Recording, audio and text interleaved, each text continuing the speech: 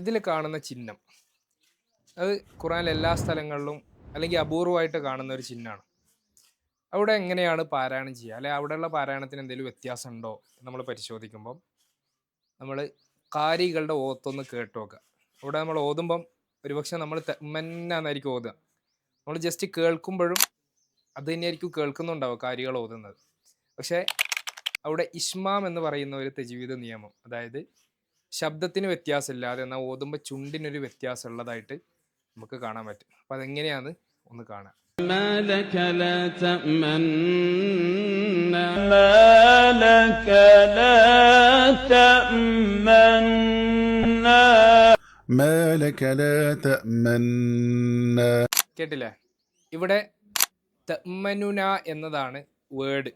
നൂൻ ദമ്മ പിന്നെ നൂൻ ഫത്ഹ, ഇത് രണ്ടും കൂടെ വരുമ്പം ഖുർആനിൽ തഅ്മന്ന വന്നതാണ്.